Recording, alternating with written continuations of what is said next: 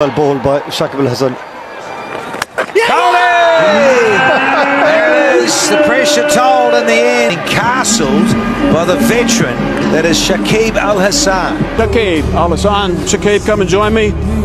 Yes, that's what the franchise owner wanted and what a performance. খুব ভয় লাগছিল যে সাকিব হয়তো বা 26 রান কনসেপ্ট করে ফেলবে, এরকম মনে হচ্ছিল। বিশেষ করতে কষ্ট হলো, মাঝে মধ্যে এরকম মনে হয় সাকিব অসাধারণ। জাস্ট ধারাভাষ্যকাররা দেখলো, মাঠে কোচরা দেখলো তিনি কিভাবে এই ওভারটা করলেন। শেষ ওভারে, ডেথ ওভারে, একেবারে শেষ ওভার। সুপার 60 টুর্নামেন্ট যেখানে 60 বলের খেলা, সাকিব পুরাই ফাটাই দিলেন একেবারে। লাস্ট ওভারে মাত্র 5 রান দিয়ে গুরুত্বপূর্ণ 2টি উইকেট, দলের জয়। এর থেকে ভালো কিছু আর কি হতে পারে। এই প্রান্তে বাংলাদেশ হারছে, রীতিমতো এমন হারছে 1999 সালের পর আজকে 25 বছর যাবৎ বাংলাদেশ ওডিআই বিশ্বকাপের ছিটকে যায়নি, কখনো বাছাই পর্ব খেলার চিন্তা ভাবনা করেনি। হয়তো টি-20 বিশ্বকাপে খেলছে, কিন্তু ওয়ানডে বিশ্বকাপে না। সেই মোমেন্টে দাঁড়িয়ে বাংলাদেশে যখন বিশ্বকাপ থেকে ছিটকে যায় অবস্থা, ঠিক সেই সময় Shakib back to back champion হওয়ার পথে। এর আগে টুর্নামেন্টে সাকিব আল হাসান চ্যাম্পিয়ন হয়েছিলেন, আপনাদের হয়তো মনে আছে। সরি, এই টুর্নামেন্টেও ফাইনালে উঠে গেলেন।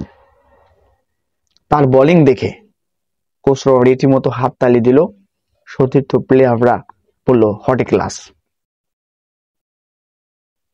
সম্ভব স্পিনার হয়েও ডেট ওভারে এ ধরনের বোলিং করা।